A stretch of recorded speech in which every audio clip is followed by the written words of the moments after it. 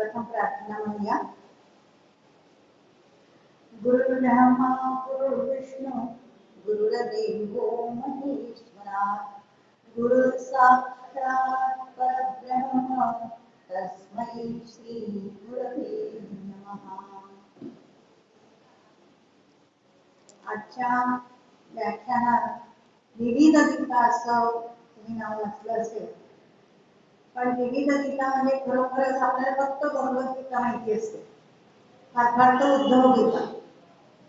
पण विविध गीता यामध्ये आपण इतरही अनेक गीता आहेत त्यांचा हळूहळू परिचय करून घेणार आहोत. पण आज जे आपण अभ्यास करणार आहोत किंवा माहिती करून घेणार ती अगस्त्य गीता अशी आहे. आणि आजच्या व्याख्यानाचे 3 टप्पे आहेत. प्रथम गीता म्हणजे काय हे आपण ऐकून घेऊ. आपल्याला गीता माहिती असतं, पण गीता म्हणजे काय. नंतर ही अगस्त्य गीता म्हणजे कोणाची आहे, तर अगस्त्य ऋषींनी सांगितलेलं जे तत्वज्ञान आहे, म्हणून अगस्त्य ऋषींचा आपण थोडासा परिचय आधी करून घेणार आणि मग अगस्त्य गीता याचा परिचय करून घेणार. संपूर्ण अगस्त्य गीतेचा परिचय आजच्या व्याख्यानात काही नाही होणार, पुढच्या भागात आपण उरलेला भाग बघणार आहोत. पण प्रथम आपण बघूया गीता म्हणजे काय. तर सगळ्यांना माहिती गीता म्हणजे गेयती गीता, म्हणजे गीता म्हणजे गायलेली. गीता म्हणजे भगवद्गीतेवरून आपल्याला काय माहिती आहे, तो उपदेशपर संवाद आहे. जे गायलं जातं त्याला गीत असं म्हणतात. आणि मग म्हणून आपल्याला माहिती आहे भावगीत आहे, अभंग गायला जातो त्याला अभंग गीत म्हणतो, सिनेमातली गाणी असतात त्याला सिनेगीत आपण म्हणतो, किंवा नाटकामधलं जे गायलेलं असतं त्याला नाट्यगीत असं म्हणतो. तसं गीता काव्य हा एक प्रकार आहे आणि तो स्वतंत्र प्रकार असून त्याची रचना श्लोकबद्ध असते. फक्त श्लोकाची संख्या मर्यादित असेलच असं नाही. तर ते श्लोकाची संख्या किती पण असते. भगवद्गीतेमध्ये श्लोकाची संख्या 700 आहे, सप्तश्लोकीमध्ये पण 700 आहे.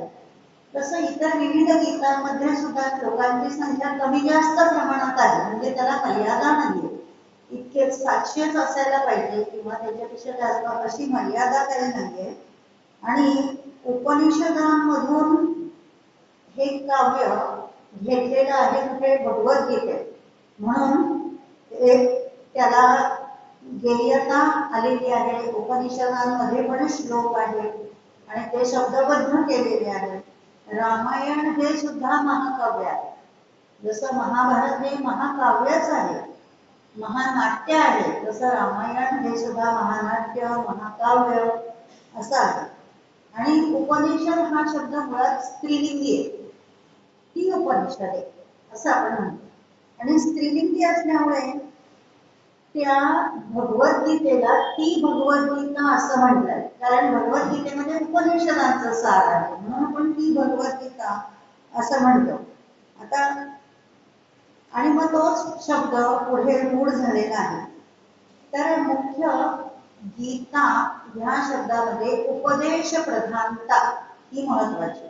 उपदेश कोणत्या तरी विभूतींनी, विभूतिमत्व व्यक्तिमत्व जे असतात त्यांनी दुसऱ्याला केलेला उपदेश, म्हणून उपदेश प्रधानता या गीता काव्यामध्ये असतो आणि मुख्य त्याचा तोच आशय असतो. गीता हे गायलेलं काव्य म्हटलं जात असलं तरी तो 2 विभूतींमधला संवाद आहे हे निश्चित. महाभारतामध्ये शांती पर्वातील मोक्ष धर्म पर्वामध्ये अनेक गीतांचा म्हणजे गीतेचा संवाद रूपी तत्वज्ञानाचा समावेश आहे महाभारतामध्ये. आणि इतर ठिकाणी पण आपण बघतो शंकर पार्वती यांचा जो संवाद आहे त्याला आपण गुरुगीता असे म्हणतो. नंतर उद्धव गीता आपल्याला सगळ्यांना माहित आहे, प्रसिद्ध आहे ती. याशिवाय महाभारतामध्येच पिंगल गीता, सूर्य गीता, ऋषभ गीता, शंपाक गीता, मंकी गीता, बौद्ध गीता, यम गीता, पांडव गीता, गर्भ गीता, अवधूत अवधूत गीता, हंस गीता अशा अनेक गीतेचा समावेश महाभारतामध्ये आहे. आणि वेद आणि वेदांत, उपनिषदे हे सुद्धा गीता या प्रकारातच समाविष्ट आहे. महाभारतातील भीष्म पर्वामध्ये अर्जुनाला भगवंतांनी कुरुक्षेत्रावर जो उपदेश केला तो आपल्याला सगळ्यांना माहिती असलेला भगवद्गीता हा एक प्रकार गीतेचाच आहे. आणि पूर्वीच्या काळी अनेक ऋषीमुनी असत, राजे लोक असे, आणि मग त्या ऋषीमुनींची आणि राजे लोकांची भेट झाली की राजे लोकांनाही प्रश्न पडायचा आणि जे प्रश्न त्या मुनींना विचारले जायचे ऋषीमुनींना ते संवाद रूपाने असावे. आणि मग ते संवाद रूपाने झाले की ती झाली गीता. अशा प्रकारे ते गीतेची रचना वेगवेगळ्या काळामध्ये वेगवेगळ्या ऋषींच्या मुखातून जो उपदेश आलाय त्याला आपण गीता म्हणतो. मग ही गीता ह्या प्रकारातच ते समाविष्ट असतं. आणि या गीता उपदेशाला विविधा गीता असं म्हणतात. आणि हे विविधा गीताचं संकलन गीता धर्म मंडळाने ग्रंथ स्वरूपात 3 खंडांमध्ये केलेले आहे. त्यामुळे विविध गीतांमधील जे ज्ञानाचं भांडार आहे ते आपल्या सर्वांसाठी सहज उपलब्ध झालेले आहे. गीता काव्याला श्लोकाचं बंधन नसतं, त्यात आपण पाहिलं प्रश्नोत्तराची मालिका या गीता काव्यामध्ये असते, गुंफलेली असते. आणि गीता काव्याला कारण झालेले जे गुरु शिष्य संवाद असतात त्यामधल्या गुरूंचं नाव त्या गीतेला दिलेलं असतं. आता भगवद्गीतेमध्ये गुरु कोण आहे? भगवान श्रीकृष्ण आहेत किंवा भगवंत आहेत, म्हणून त्याला भगवद्गीता असं म्हटलेलं आहे. तर आपल्या संस्कृतीमध्ये उपासना पद्धतीमध्ये मनुष्याचं कल्याण व्हावं, त्याला अंतिम ध्येयापर्यंत मार्गक्रमण करता यावं, यासाठी ही गीता काव्य निर्माण झालेली आहे.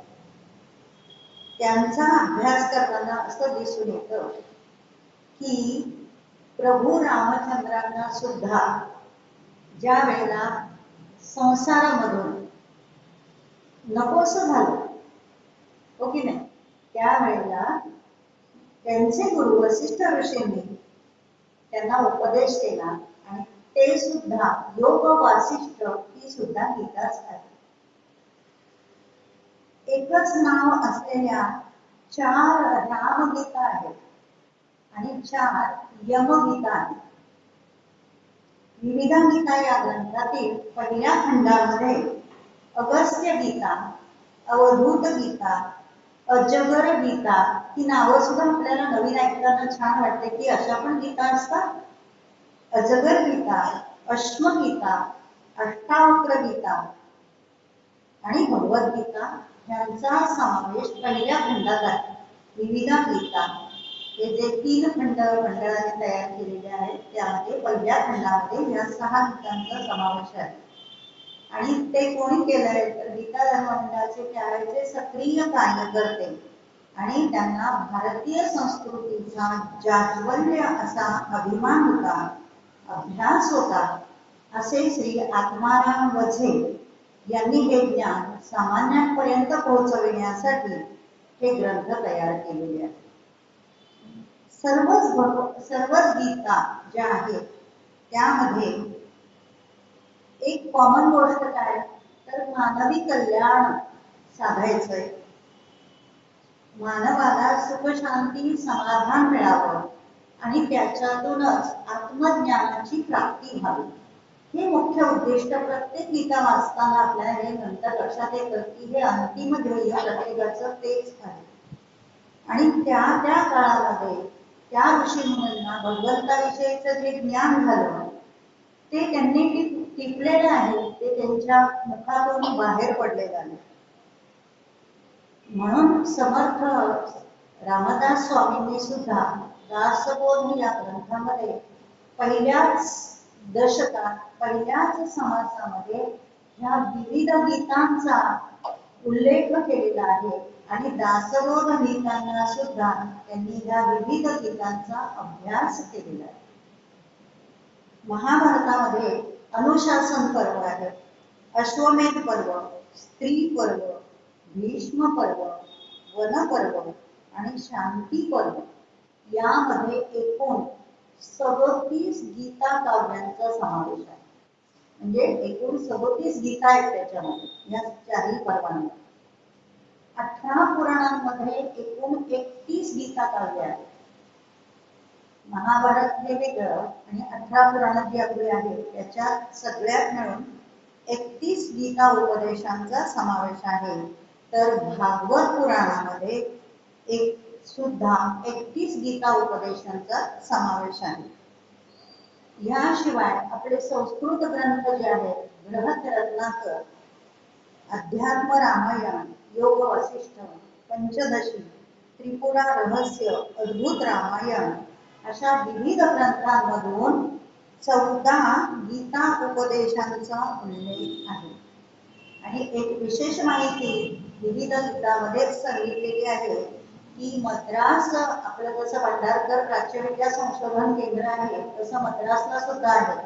तर मद्रासच्या प्राच्यविद्या संस्थेच्या जर्नलमध्ये ग्रेटर गीता या नावाने 1938 मध्ये डॉक्टर व्ही राघवन यांनी एक निबंध प्रस्तुत केला आणि हा निबंध संस्कृत अकॅडमी मद्रास येथे वाचला गेला. त्यात त्यांनी 110 गीता आहे असा उल्लेख केलेला आहे. आणि नुसता उल्लेख केलेला नाहीये तर प्रत्येक गीतेचं नाव सांगितलंय, अध्यायाचं नाव सांगितलंय, अध्याय त्यातल्या जे अध्याय आहेत त्यांची संख्या सांगितली आहे आणि त्यात जे उपदेश केले त्यातले मुख्य विचार त्याच्यामध्ये त्या निबंधात त्यांनी प्रस्तुत केलेले आहेत. आणि अलीकडेच अगदी आपल्या सगळ्यांना परिचित असलेलं अगदी अलीकडचं ग्रामीण भागातील संस्कृती आणि ग्रामीण भागातील लोकांना शिकवण म्हणून संत तुकडोजी महाराजांनी ग्रामगीता हा ग्रंथ लिहिला, त्याला सगळ्यांना माहिती आहे. तर आज आपण त्या गीतेचा अभ्यास करणार आहोत. त्या गीतेचं नाव आहे अगस्त्य गीता. या अगस्त्य गीतेचे एकूण 16 अध्याय आहेत आणि श्लोक 325 आहेत. त्याचा संदर्भ वराह पुराणामध्ये आलेला आहे आणि वराह पुराणामध्ये अध्याय 51 ते 66 यामध्ये अगस्त्य गीता म्हणजे राजा भद्राश्व आणि अगस्त्य मुनी यांच्यातील संवाद आहे. आणि म्हणून आधी आपण जे ऐकलं की जे मुख्य गुरु असतात संवादामधला जो उपदेश करणारा असतो त्याचं नाव त्या गीतेला दिलेलं असतं. मग राजा भद्राश्व आणि अगस्त्य मुनी यांच्यामधील संवादाला अगस्त्य मुनींचं नाव त्या गीतेला दिलंय. म्हणून अगस्त्य मुनींचा आपण आज थोडक्यात आधी परिचय करून घेऊ. आपल्याला माहित असतो पण तरी सुद्धा त्यांचा प्रभाव काय, त्यांची शक्ती किती, म्हणजे त्यांचं आध्यात्मिक जे योगदान होतं ते केवढं मोठं होतं हे आपण आता बघूया. अगस्त्य ऋषी हे वेदकालीन ऋषींपैकी एक खूप महत्वाचे पूजनीय आणि सप्तर्षींपैकी एक ऋषी आहे. निद्रावरणाच्या सामर्थ्याने वस्तीवरी या नावाच्या यज्ञकुंभातून त्यांचा जन्म झाला. आणि तो जन्म कसा झाला आहे तर ते जन्मले त्यावेळी इतर जे ऋषी होते त्यांनी ते कमळातून जन्म झालेला आहे. ते कमळात उभे राहिलेले इतर ऋषींना दिसले आणि ते एवढं मोठं कमळ होतं की त्या ऋषींनी ते सगळं सावरून घेतलं होतं, म्हणजे भरून ठेवलं होतं. असं त्यांच्या जन्माची कथा आहे. ते कमळात उभे होते आणि त्या कमळाला देवांनी आणि ऋषींनी सर्व बाजूंनी सावरून धरलं असं म्हटलं जातं. आणि कुठे जन्म झालाय अगस्त्य ऋषींचा तर काशीला झालेला आहे. कोणत्या दिवशी तर श्रावण शुक्ल पंचमी म्हणजे नागपंचमीच्या दिवशी अगस्त्य ऋषींचा जन्म झालाय इसवी सन पूर्व 3000, म्हणजे आत्ताचा जर हिशोब केला तर 5000 वर्षापूर्वी त्यांचा जन्म झालेला आहे. आणि काशीला जन्म झालाय तर त्या काशीला आजही अगस्त्य कुंड म्हणून प्रसिद्ध आहे. तर मातीच्या कुंभात जन्म झाला म्हणून त्याला कुंभ संभव असंही म्हटलं जातं त्यांना. आणि ही आणखी एक विशेष माहिती मला पण आवडली की अगस्त्य ऋषी आणि वसिष्ठ ऋषी हे जुळे भाऊ आहेत. आणि काही मिनिटांच्या अंतराने, जुळ्या भावामध्ये तसं असतं ना, काहीच मिनिटाच्या अंतराने वसिष्ठ ऋषी वडील आहेत, अगस्त्य ऋषी धाकटे. आणि ते शिवपुत्र कार्तिकेय यांचे आद्य शिष्य आहेत. सगळ्यात प्रथम शिष्य कोण झाले कार्तिकेयांचं, तर अगस्त्य ऋषी झालेले आहेत. म्हणून त्यांना आद्य शिष्य असं त्यांना म्हटलं जातं. आणि दाक्षिणात्य परंपरेमध्ये त्यांना सिद्ध पुरुष म्हणून खूप मान आहे. आणि त्यांचं वास्तव्य सुद्धा दक्षिणेतच होतं, तामिळनाडूमध्ये जास्त होतं. पंचमहाभूतांना पण थांबवण्या इतकं सामर्थ्य त्यांच्यामध्ये होतं. म्हणजे नुसती आध्यात्मिक शक्ती तर होतीच, पण पंचमहाभूतांना सुद्धा थांबवण्याचं सामर्थ्य त्यांच्यात होतं. त्याबद्दल एक छोटीशी कथा अशी सांगितली जाते. आणि भगवद्गीतेमध्ये ज्याचा उल्लेख भगवंताची विभूती म्हणून आहे, मेरू पर्वत, तर तो मेरू पर्वत तिन्ही लोकांमध्ये खूप वाढत चालला होता. आणि त्याचं बघून विंध्य पर्वताला सुद्धा वाटलं की मी सुद्धा माझी सकाळचा व्याप्ती वाढवावी. आणि त्यामुळे विंध्य पर्वताने काय केलं की सूर्याचं जे भ्रमण होतं तेच अडवून ठेवलं. आणि सूर्याचं भ्रमण अडल्यामुळे सगळंच अडत होतं. मग विंध्य पर्वताला उत्तरेकडून दक्षिणेकडे सूर्यभ्रमण चालू असताना सूर्याचा मार्ग मोकळा होण्यासाठी ह्या अगस्त्य ऋषींनी विंध्य पर्वताला वाकायला लावले.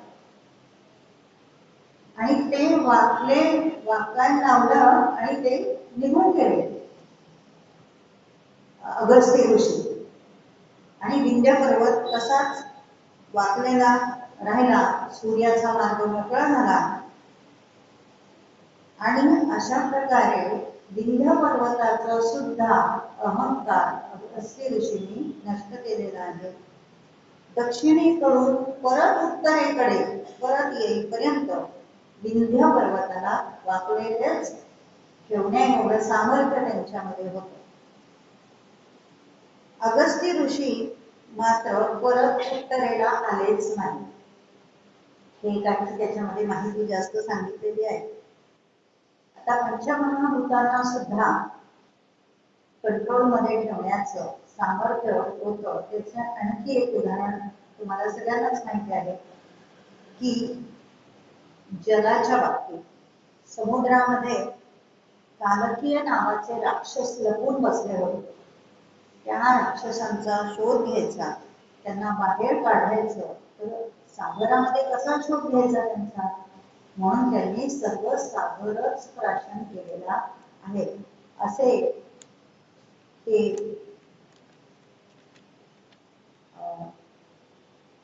अगस्त्य मुनी, त्यांचं महात्म्य आपण ऐकलं. राक्षसांना मारल्याचं उदाहरण रामायणामध्ये सुद्धा आहे. तर आपण सुंद उपसुंद राक्षसांचं ऐकलेलं आहे. तर त्यामध्ये सुंद नावाच्या राक्षसाला ठार मारल्याचा उल्लेख रामायणामध्ये आहे. आणि त्राटिकाला सुद्धा तू राक्षसी होशील असा शाप अगस्त्य मुनींनीच दिलेला आहे. प्रभू रामचंद्र चित्रकूट पर्वत सोडून दक्षिणेत आले तेव्हा अगस्त्य ऋषींच्याच आश्रमात आले. आणि प्रभू रामचंद्रांची त्यांची भेट झालेली आहे. अगस्त्य ऋषींचं कार्य असं आहे की ते नेहमी सज्जनांच्या हितासाठी लढणारे होते. त्यांच्या आश्रमात क्रूर पाप आचरण करणारे, नंतर शठ म्हणजे आळशी आणि खोटे बोलणारे मनुष्य टिकूनच राहायचे नाही. त्यांना तिथे शिरकावच नसायचं. ते दक्षिणेत आले त्यावेळेला त्यांनी द्रविडांना यज्ञ करायला शिकवलं, द्रविड भाषा शिकवली. त्यांचं वास्तव्य तमिळनाडूमध्ये जास्त होतं. त्यामुळे आजही तामिळनाडूमध्ये त्यांचं नाव अतिशय श्रद्धेनं आणि भक्तीनं घेतलं जातं. प्रत्यक्ष शिवशंभूचे शिष्य म्हणून त्यांचा नावलौकिक असून तमिळ भाषेचे पहिले व्याकरणकार असा अगस्त्यमुनींचा उल्लेख आहे. ते शस्त्रविद्येत सुद्धा परशुरामांसारखेच प्रवीण होते आणि शास्त्रविद्येमध्ये सुद्धा पारंगत होते. शास्त्रवेत्ता म्हणून ते प्रसिद्ध होते. इंद्राकडून त्यांनी गायत्री उपनिषदाचा उपदेश घेतलेला होता, म्हणजे इंद्र त्यांचे गुरु होते. वैदिक मंत्र द्रष्टे आणि ज्ञानवेत्ते होते. स्कंद पुराणामध्ये अगस्त्य संहिता, शिवसंहिता आणि सकलाकार ग्रंथ हे त्यांनी लिहिलेला असा उल्लेख आहे.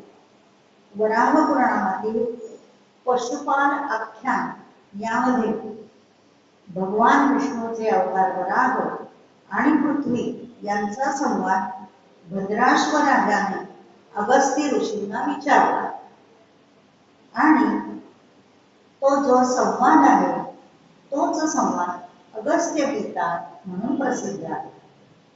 त्याची कथा अशी सांगितली जाते की पृथ्वी देवीने भगवान वराहांना विचारले की राजा भद्राश्च राजभवनावर अगस्त्य मुनी म्हणजे राजा त्या राजाच्या राजभवनावर अगस्त्य मुनी केव्हा आले, किती वेळ थांबले आणि त्या अगस्त्य मुनींच्या आज्ञेने राजा भद्राश्वने काय केलं हे कृपा करून आपण मला सांगावं. मग अगस्त्य मुनी राजा भद्राश्व यांच्या राजभवनात आले तेव्हा राजाने त्यांची यथासांग पूजा केली आणि खालील प्रश्न विचारले. कोणाला? अगस्त्य मुनींना. आणि कोणी? भद्राश्व राजाने. की असे कोणते कर्म केल्याने शोक कधीच होत नाही. आपल्याला शोक, प्रत्येक माणसाला शोक असतो, पण काय केलं असता शोक होणारच नाही. आणि असं कोणतं कर्म केल्याने मुक्ती प्राप्त होते. त्यावेळी अगस्त्य मुनींनी राजा भद्राश्वाला जी कथा सांगितली ती अशी की दृश्य आणि अदृश्य, मूर्त आणि अमूर्त अशा लोकांशी ती संबंधित आहे, ज्याला आपण सगुण साकार आणि निर्गुण निराकार म्हणतो, अशी ती कथा. तर ते सांगू लागले की ज्यावेळी सृष्टीमध्ये दिवस, रात्र, नक्षत्र, दिशा, आकाश, सूर्य हे काहीच नव्हतं, त्यावेळी पशुपाल नावाचा एक राजा होता. तो राज्य करत होता आणि पशूंचे रक्षण करण्यासाठी तो महासागराकडे गेला. तिथे ही सगळं वर्णन आहे ना, हे त्याच अगस्त्य गीतेमधूनच वर्णन आहे सुरुवातीचं, की तिथे एक वन होतं, तिथे अनेक सर्प होते, 8 वृक्ष होते, एक नदी वाहत होती, 5 प्रधान पुरुष होते आणि त्यातील एका पुरुषाच्या तेजामुळे एक स्त्री अत्यंत चमकत होती व ती सगळ्यांना शोभा देत होती. त्या महान पुरुषाला तिने वक्षस्थळावर धारण केलं होतं आणि अशा प्रकारे तो पुरुष मायेने वेढला गेला होता व सर्व प्राण्यांच्या अधिपती असलेल्या ईश्वराने त्याला स्वतःच्या अधिकारात घेतला. त्यामुळे तो राजा अत्यंत तेजस्वी दिसू लागला व त्याची सर्व पाप नष्ट झाली. आता हे सगळं रूपकात्मक आहे बरं का. ती स्त्री म्हणजे चमकणारी स्त्री म्हणजे माया, शक्ती, शक्तीचं रूप. आणि तो पुरुष म्हणजे पुरुष आत्मा, ज्याला सहस्र सूर्याचं तेज प्राप्त झालंय असा तो आत्मा, असं वर्णन गीतेमध्ये सुद्धा सांगितलेलं आहे. आणि मग अशा ह्या हे सगळं वर्णन जे आहे ते ह्या अगस्त्य गीतेमध्ये पहिल्या 3 अध्यायात आलेलं आहे. त्याला पशुपाल आख्यान म्हणून रूपकात्मक वर्णन, जीवात्मा, माया, शक्ती, शिव अशी संकल्पना आहे. दुःखावर मात करण्यासाठी आणि संसारातील अस्तित्वाचं बंधन तोडण्यासाठी, मोक्ष धर्म सांगण्यासाठी दिव्य कथा रूपकात्मक पद्धतीने वराह पुराणामध्ये सांगितली गेली आहे. पशुपाल नावाच्या पुरुषाची उत्पत्ती हे आख्यान आहे. म्हणजे आपण ज्याला सगुण साकार परमात्मा म्हणतो तो पशुपाल ह्या रूपकाने त्यांनी सांगितलेला आहे. राजा भद्राश्व आणि अगस्त्य यांच्यात झालेला संवाद अगस्त्य गीता या नावाने प्रसिद्ध झाला. आता एकूण 16 अध्याय आहेत. पहिल्या 3 अध्यायात मोक्ष प्राप्तीसाठीचे सगळे सांगितलेले आहे ज्ञान. मग 4 अध्याय 4थ्या पासून ते 16व्या अध्यायापर्यंत भद्राश्व राजाच्या प्रश्नांना उत्तरादाखल म्हणून प्रत्येक अध्यायामध्ये एक व्रताचं सांगोपांग वर्णन केलेलं आहे. व्रत सांगितले 4थ्या अध्यायापासून 16व्या अध्यायापर्यंत वेगवेगळी व्रत सांगितलेली आहेत. आता आजच्या काळात जी प्रचलित व्रत आहेत ती सुद्धा नाश पावत चाललेली. पण आता अगस्त्य मुनींचा आपण प्रभाव ऐकला, त्या मुनींनी जी व्रत सांगितली आहे ती जर व्रत आपण केली तर नक्कीच अनुभूती आल्याशिवाय राहणार नाही. विश्वास आणि श्रद्धेचा हा भाग आहे. तर प्रश्न रूपाने दिलेले ज्ञान हे अगस्त्य मुनींनी या 4 ते 16 अध्यायांनी पहिल्या 3 अध्यायामध्ये सांगितलेलं आहे. आता त्या 16 अध्यायामध्ये आपण बघूया की प्रत्येक अध्यायाचं नाव, त्याची श्लोक संख्या कमीत कमी आपल्या कानावर तरी असायला हवंय ना. जसं गीतेचं प्रत्येक अध्यायाचं नाव आपल्याला माहित आहे, श्लोक संख्या ही माहित आहे, एकूण श्लोक किती आहेत 700 माहिती आहेत. तसं अगस्त्य गीतेमध्ये एकूण श्लोक 325 आहे. एकूण अध्याय 16 आहे. पहिला अध्याय श्लोक संख्या 30 आहे आणि त्याच्यामध्ये मोक्ष धर्म निरूपण असंच त्या अध्यायाचं नाव आहे. दुसरा अध्याय अवघा 11 श्लोकांचा आहे, त्याचंही नाव मोक्ष धर्म निरूपण असंच आहे. तिसरा अध्याय 26 श्लोकांचा आहे, त्याचंही नाव मोक्ष धर्म निरूपण आहे. आपण आताच पाहिलं. आता 4थ्या अध्यायापासून व्रत हे सांगितलेले आहे. 4था अध्याय आहे 20 श्लोकांचा, त्यामध्ये उत्तम भरता प्राप्ती व्रत असं त्या अध्यायाचं नाव आहे. 5वा अध्याय 59 श्लोकांचा, सगळ्यात मोठा अध्याय हा आहे. जसा आपला गीतेतला 18वा अध्याय 78 श्लोकांचा सगळ्यात मोठा, तसा हा 5वा अध्याय शुभव्रत नावाचा आहे. 6वा अध्याय धन्यव्रत नावाचा आहे, त्यात 16 श्लोक आहेत. 7वा अध्याय क्रांतिव्रत नावाचा आहे, 18 श्लोक आहेत त्यामध्ये. 8वा अध्याय सौभाग्यव्रत, त्यामध्ये 19 श्लोक आहेत. 9वा अध्याय अविघ्न व्रत नावाचा आहे, त्यामध्ये फक्त 8 श्लोक आहेत. 10वा अध्याय शांतिव्रत नावाचा आहे, त्यामध्ये सुद्धा फक्त 8 श्लोक आहेत. 11वा अध्याय कामव्रत नावाचा आहे, त्यामध्ये 12 श्लोक आहेत. 12वा अध्याय आरोग्य व्रत आहे. आणि असं म्हटलं जातं अगस्ती मुनींचं त्या 12व्या अध्यायातले जे श्लोक आहेत, जर आपल्याला पचनाचे विकार असतील, पोट बिघडलेलं असेल तर ते श्लोक म्हणावे, त्याने बरं होतं, पोट बरं होतं, पचनाचे विकारही बरे होतात असं सांगितलेलं आहे. त्यामध्ये 34 श्लोक आहेत. 13वा अध्याय आहे, त्यामध्ये 12 श्लोक आहे. नाव आहे पुत्र प्राप्ती व्रत. 14व्या अध्यायामध्ये 6 श्लोक आहेत, शौर्य व्रत असं त्या अध्यायाचं नाव आहे. 15वा अध्याय 15 श्लोक सार्वभौम व्रत असं त्याचं नाव आहे. आणि 16वा अध्याय नारदीय पंचरात्र असं 16व्या अध्यायाचं नाव आहे. त्यात 15 श्लोक आहे. तर असे भद्राश्व आणि अगस्ती यांच्यातील संवादाचे हे 16 अध्याय. तर आपण पहिल्या अध्यायाचा थोडासा परिचय करून घेऊया. की पहिल्या अध्यायामध्ये आधी सांगितल्याप्रमाणे भद्राश्व राजाने अगस्त्य मुनींना प्रश्न विचारलाय. भगवान कर्मणा केन चिद्यते भव संस्कृती किंवा कृत्वा न शोचन्ति मूर्तोपमूर्त पशेषु मूर्तोपमूर्त पत्तीषु. सरळ अर्थ असा आहे की संसारातील अस्तित्वाचे बंधन कोणत्या उपायाने तोडता येतं. आता संसारातील अस्तित्व म्हणजे आपल्याला माहितीये की विषय मन बुद्धी इंद्रिय हे संसारातील आपल्या अस्तित्वाचं लक्षण आहे, प्रवृत्ती. आणि जीवनातील दुःखावर कशाने मात करता येते ते मला सांगा.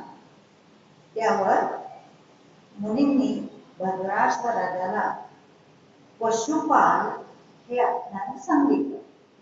आता हा पशुपाल राजाला जे सुरुवातीचे श्लोक आहेत पहिल्या अध्यायातले त्याचं वर्णन असं आहे की त्या पशुपाल राजाला सर्पांनी पूर्ण वेढून टाकलं होतं. सर्प कुठे असतात? नरकामध्ये असतात. पूर्ण वेढण्याचा तो प्रसंग सांगितला. आणि त्याच्या समोर एका स्त्रीने वक्षस्थळावर सहस्र सूर्याचा प्रकाश असलेल्या व्यक्तीस धारण केलेलं होतं. व तिने त्या राजाला पूर्ण आच्छादून टाकलं. ती मायेचं रूप घेऊन आली. हे सगळं वर्णन पहिल्या अध्यायामध्ये 9 ते 18 श्लोकांमध्ये केलेलं आहे. 19व्या श्लोकामध्ये सर्वाधिपती लोकाध्यक्ष असा शब्द तिथे वापरलेला आहे. लोकाध्यक्ष शब्द विष्णू सहस्रनामामध्ये सुद्धा आलेला आहे.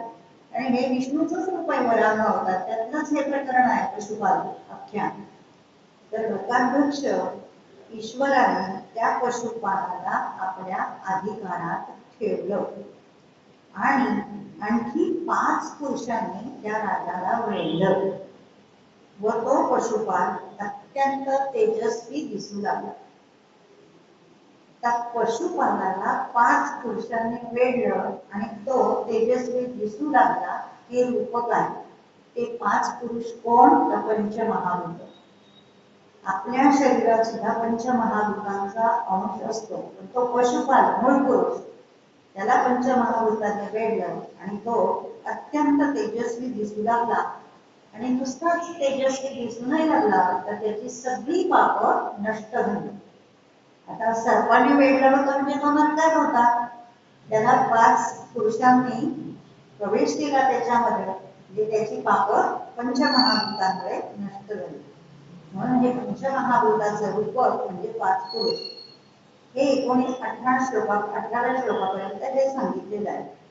मध्ये थोडंसं बाकीचं वर्णन आहे. मग 22 आणि 23व्या श्लोकामध्येच हे 5 पुरुषाचं रूप आहे. पुढे 29व्या श्लोकामध्ये राजाने त्रैवर्णिक पुरुषाचं रूप घेतलं. आता हे त्रैवर्णिक म्हणजे काय? 3 वर्ण. मग त्याच्यामध्ये त्यांनी उल्लेख केलाय रक्तवर्ण, पीतवर्ण आणि श्वेतवर्ण. पण ते त्यावेळची भाषा आहे. आपल्याला समजण्यासाठी सत्व रज तम या 3 गुणांचं हे वर्णन आहे. मग त्रैवर्णिक पुरुष आणि हे कोणापासून उत्पन्न झाले तर अहंकारापासून. आपल्याला माहिती आहे सात्विक अहंकार, राजस अहंकार आणि तामस अहंकारापासून हे सगळी पुढे निर्मिती झालेली आहे. आणि त्याच्यातून काय निर्माण झालंय तर मन, बुद्धी आणि अहंकार. मग राजाला संसारिक दुःखापासून ह्या सगळ्यांनी मुक्त केलं. आणि तो पशुपाल राजा त्यांच्यामध्ये एकटाच राहिला. इथे पहिला अध्याय संपतो. या अध्यायाचं थोडक्यात सार असं आहे की हे मानवी शरीर कसं तयार झालं. तर आपण बघितलं 5 पुरुष आणि हे त्रैवर्णी असं अष्टधा प्रकृतीने हे शरीर तयार झालेलं आहे. आणि 8 वटवृक्ष असं त्यामध्ये उल्लेख केलेला आहे की 5 पुरुष 8 वटवृक्ष आणि 30 तेजस्वी स्त्री मायावती आणि त्यामध्ये निर्माण झालेलं ईश्वरी तत्व हे सर्व रूपकात्मक दृष्टीने इथे वर्णन आलेलं आहे. आता दुसऱ्या अध्यायामध्ये एकूण 11 श्लोक आहेत. त्या पहिल्या 6 श्लोकामध्ये मानवी देह मूर्त स्वरूपात कसा तयार झाला याचंही वर्णन रूपकामधूनच केलेलं आहे. मग राजाने त्रैवर्णिक म्हणजे 3 वर्णाचे सत्व रजतम या 3 वर्णाचा उत्पत्ती केली आणि त्याला अहम नावाचा 3 रंगाचा परत पुत्र निर्माण केला. म्हणजे सत्व रजतम हे 3 गुण आणि त्याच्यामधूनच पुन्हा 3 वर्ण म्हणजे परत सात्विक अहंकार, राजस अहंकार आणि तामस अहंकार असे 3 निर्माण केले. आणि त्या मुलाला बुद्धी नावाची मुलगी हे रूपकच आहे समजण्यासाठी की बुद्धी नावाची मुलगी त्याला निर्माण केली आणि त्या मुलीला मन नावाचा सुंदर असा मुलगा झाला. सर्व वस्तूंना जाणणारे 5 पुत्र त्या मनाला झाले. म्हणजे मनामुळे सर्व वस्तू तो जाणू लागला आणि 9 द्वार निर्माण केले. तर आपल्याला देहाचे 9 द्वार माहिती आहेत सगळ्यांना, गीतेमध्ये पण त्याचा उल्लेख केलेला आहे. आणि 5 पुत्र म्हणजे कोण तर 5 ज्ञानेंद्रिय असं हे रूपक आहे. आणि हे सगळं मिळून पशुपाल नावाचा मूर्त पुरुष तयार झाला. सुरुवातीचे जे 9 श्लोक आहेत ते सगळे ह्या मानवाच्या निर्मितीचे रूपकात्मक असे श्लोक आहेत. आणि मग ह्या पशुपालाने काय केलं तर पशुपालाने वेदातील यज्ञ, वेदातील नियम आणि व्रत हे सगळं सांगून कर्मकांडाचं आवाहन लोकांना केलं.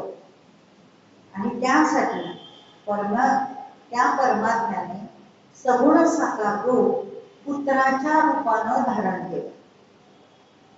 आणि त्याचं वर्णन जे आपल्याला श्लोक माहिती आहे विष्णू सहस्रनामामध्ये चतुर्वक्त्र, चतुर्बाहू, चतुर्वेद, चतुष्पाद हे सगळं वर्णन त्या श्लोकांमध्ये आलेलं आहे. 3ऱ्या अध्यायामध्ये त्या परमात्म्याचे सगुण साकार रूप हे चतुर्वक्त्र, चतुर्बाहू, चतुर्वेद, चतुष्पाद, इंद्रिय गम्य अशी प्रत्येक वस्तू त्या राजाच्या अधिकारात आली.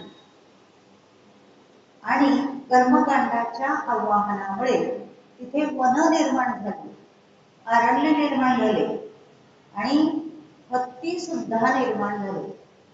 आणि अर्थातच हत्तींना पोषण्यासाठी गवत निर्माण झालं असं वर्णन त्यामध्ये आहे.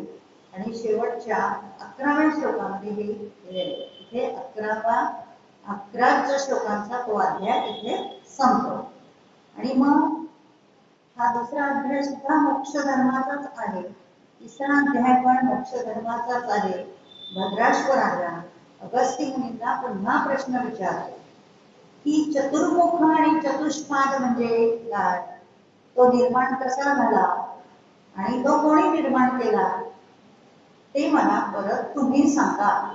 मग अगस्त्य मुनी पुन्हा सांगतात की 4थ्या आणि 5व्या श्लोकामध्ये ते वर्णन आहे की भगवान भद्राश्व राजाला अगस्त्य मुनी सांगतात की चतुष्पाद आणि चतुर्मुख आहे तोच त्या धरणीचा संपूर्ण पृथ्वीचा निर्माता आहे. आपल्याला सगळ्यांना माहिती आहे अधिक मास चालू आहे, बराबर प्रणती कथा आहे आणि सगळ्या धाता माता पिता कोण आहे विष्णू आहे. धरणीचा निर्माता आणि विस्तार करता तोच चतुर्मुख आहे, चतुष्पाद आहे. आता चतुष्पाद का उल्लेख केलाय? कारण वराह अवतार आहे म्हणून.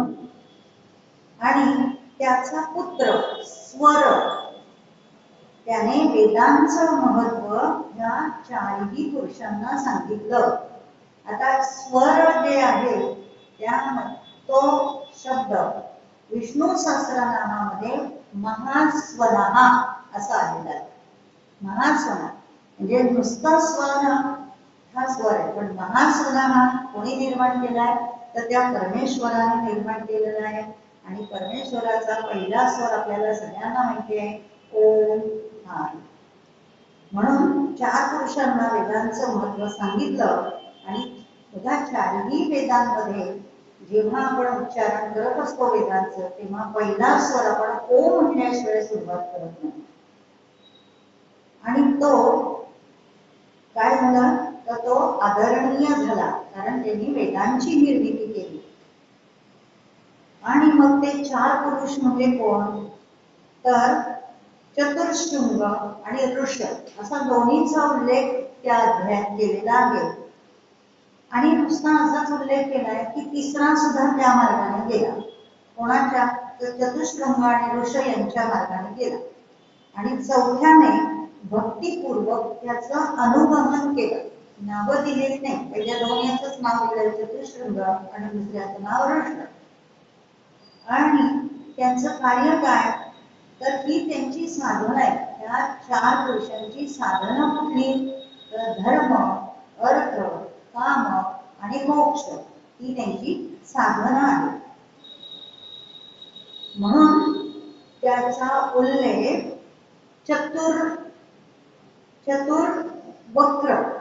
चतुर्वक्र म्हणजे चतुर्मुख चार तोंड, नंतर चतुर्भुज म्हणजे चार भुज, चतुर्वेद म्हणजे चार वेद आणि चार पंथ, अशी ती आकृती निर्माण झालेली आहे. ह्या सृष्टीची उत्पत्ती आणि हे सगळं कसं आलं? हे पशुपाल आख्यानामध्ये पहिल्या 3 अध्यायामध्ये मोक्ष धर्म या अध्यायांच्या मार्फत आपल्याला हे सांगितलेलं आहे. भक्तिपूर्व उपासना, भक्तीने उपासना करणारा जो साधक असेल त्याला ह्या विष्णूची म्हणूया, ह्या परमात्म्याची, परमेश्वराची नक्की प्राप्ती होते. आणि ते तिसऱ्या अध्यायापर्यंत आपण थोडक्यात जाणून घेतलाय. चौथ्या अध्यायापासून सर्व व्रतांचे प्रकार सांगितले आहेत. आणि सगळ्यात महत्वाचं म्हणजे प्रत्येक व्रतामध्ये विष्णूचंच पूजन सांगितलंय. विष्णूचं पूजन आणि गायीचं पूजन आणि गायीला दान, हे सर्व व्रत जे आता 16व्या अध्यायापर्यंत जी व्रत सांगितले त्या प्रत्येक व्रतामध्ये विष्णूचं महत्व, विष्णूचं पूजन आणि गायीचं पूजन, गायीला दान असं सांगितलं आहे. अनायासाच अधिक महिना आलेला आहे. आपण सगळ्यांनी विष्णूचं पूजन आपण करतच असतो. गायीला पण दान करूया. गायीचं दान या महिन्यात सर्वात श्रेष्ठ दान आहे. आणि आपण मागच्याच व्याख्यानामध्ये गोमाता महत्व बघितलेले आहे की मानवी देहापेक्षा गायीचा देह कसा पवित्र आहे, तिच्या सर्व अंगांमध्ये 33 कोटी देव कसे आहेत हे आपण मागच्या व्याख्यानात बघितलेलं आहे. म्हणून आपण त्या गोमातेलाही नमस्कार करूया आणि विष्णूंनाही नमस्कार करूया. पुढच्या भागामध्ये आपण ते बाकीची जी व्रत सांगितलेली आहे 4व्या अध्यायापासून 16व्या अध्यायापर्यंत त्या व्रतांचा अभ्यास करूया, माहिती करून घेऊया. धन्यवाद.